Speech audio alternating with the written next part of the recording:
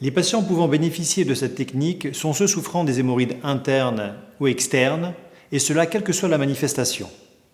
La chirurgie sera proposée après échec du traitement médical et instrumental, ou alors d'emblée lorsque les hémorroïdes sont en permanence extériorisées. La chirurgie classique ou hémorroïdectomie, appelée encore technique de Milligan et Morgan, consiste à retirer les hémorroïdes. Le chirurgien utilise pour cela différents instruments, ciseaux, bistouri à lame froide, bistouri électrique ou alors certains bistouris qui cautérisent avant de couper. La chirurgie va laisser 3 plaies opératoires le plus souvent. Entre ces plaies, il existe de la peau à partir de laquelle les plaies vont cicatriser. Cela nécessite 6 à 8 semaines et des soins post-opératoires matin et soir jusqu'à cicatrisation complète. Au cours de l'intervention, le chirurgien fait une injection de produits anesthésiants qui permettra de contrôler la douleur post-opératoire tant redoutée. Il y a tout d'abord les complications précoces dès les premières heures et même jours puis semaines qui suivent l'intervention.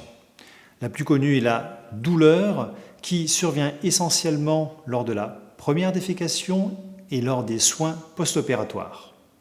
Si la constipation sévère avec formation d'un bouchon de selle dur difficile à évacuer et les infections locales sont rares, la possibilité d'une rétention d'urine, c'est-à-dire difficulté d'uriner, touche jusqu'à 10% des patients.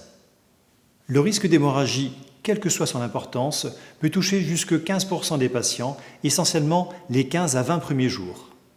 La nécessité de reprendre un patient en bloc opératoire pour contrôler une hémorragie, par contre, ne concerne que 2 à 3% des patients. Il y a enfin des complications plus tardives, comme les marisques, qui sont des petits morceaux de peau au niveau de la marge anale, qui peut toucher jusqu'à 1 patient sur 5. Il y a également les séquelles. Un rétrécissement de l'anus du fait d'un problème de cicatrisation, phénomène rare en général. Une incontinence anale qui en fait est le plus souvent temporaire au gaz, responsable de suintement post-opératoire. Ça touche 5 à 10% des patients.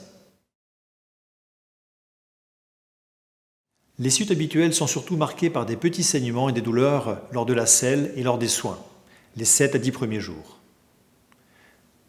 Entre ces moments, la douleur est le plus souvent bien contrôlée par les médicaments. La première selle, d'ailleurs, survient la plupart du temps vers le 3e jour, facilitée par la prise de laxatifs de façon obligatoire. Les soins sont simples, consistant essentiellement à se laver la zone anale matin et soir, évidemment après chaque selle, puis après séchage soigneux, d'appliquer des crèmes cicatrisantes. Et cela jusqu'à cicatrisation des plaies. Cela peut durer 6 à 8 semaines. Un arrêt de travail est le plus souvent nécessaire, 3, 4 semaines, en fonction de la profession du patient. L'hémorroïdectomie est efficace sur toutes les manifestations de la maladie hémorroïdaire. À long terme, c'est-à-dire plusieurs années après la chirurgie, la plupart des patients sont totalement satisfaits de la technique, même si parfois ils peuvent avoir des petits saignements ou une petite extériorisation des hémorroïdes, mais toujours moins fréquente, moins importante. En général, ils conseillent à leurs proches de faire cette technique et regrettent de ne pas l'avoir faite auparavant. En résumé, l'hémorroïdectomie. Elle concerne les patients souffrant des maladies hémorroïdaires internes ou externes après échec d'un traitement médical et instrumental ou lorsque les hémorroïdes sont trop importantes et extériorisées en permanence. Elle est bien codifiée et la douleur tant redoutée par les patients est bien moindre de nos jours. Les complications sont rares et la technique efficace, quel que soit le problème hémorroïdaire.